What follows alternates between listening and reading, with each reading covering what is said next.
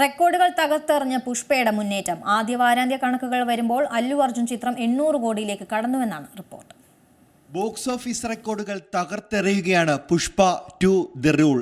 പേര് പോലെ തന്നെ ഇന്ത്യൻ സിനിമ ഭരിക്കുകയാണ് അല്ലു അർജുനും സംഘവും. സിനിമ 5ാം ദിവസത്തിലേക്ക് കടക്കുമ്പോൾ എത്തുന്ന ഏറ്റവും പുതിയ റിപ്പോർട്ടുകൾ പ്രകാരം 800 കോടിയാണ് ലോകമെമ്പാടുമുള്ള തിയേറ്ററുകളിൽ നിന്നും വാരിയെടുത്തത്.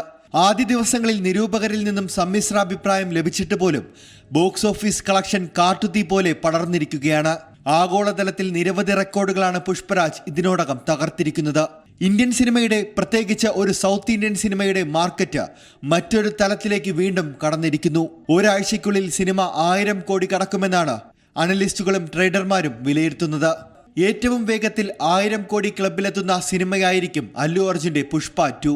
ഒരു ഇന്ത്യൻ സിനിമയുടെ എക്കാലത്തെയും ഉയർന്ന ഓപ്പണിംഗ് വീക്കെൻഡ് കളക്ഷനാണ് ലഭിച്ചിരിക്കുന്നത്. ഞായറാഴ്ച കൊണ്ട് മാത്രം 85 കോടിയാണ് പുഷ്പ 2വിന്റെ ഹിന്ദി ഡബ്ബ് പതിപ്പ് മാത്രം നേടിയത്. ഏറ്റവും ഉയർന്ന ഒക്യുപ്പൻസി നിരക്കും രേഖപ്പെടുത്തി. ഞായറാഴ്ച ചിത്രത്തിന്റെ തെലുങ്ക് പതിപ്പ് 44 കോടിയും തമിഴ് ഡബ്ബ് 9.5 കോടി രൂപയും നേടി. മലയാളം, കന്നഡ കളക്ഷൻ യഥാക്രമം 1.9 കോടി, 1.1 കോടി രൂപ എന്നിങ്ങനെയാണ്. നിലവിലെ ട്രെൻഡ് അനുസരിച്ച് തിങ്കളാഴ്ച മുതൽ ചിത്രം മികച്ച കളക്ഷൻ നേടുമെന്നാണ് പ്രതീക്ഷിക്കുന്നത്. അങ്ങനെ ആദ്യ ആഴ്ചയിൽ തന്നെ 1000 കോടി ക്ലബിലേക്ക് ചുവടുവെക്കുമെന്നാണ് പ്രതീക്ഷ.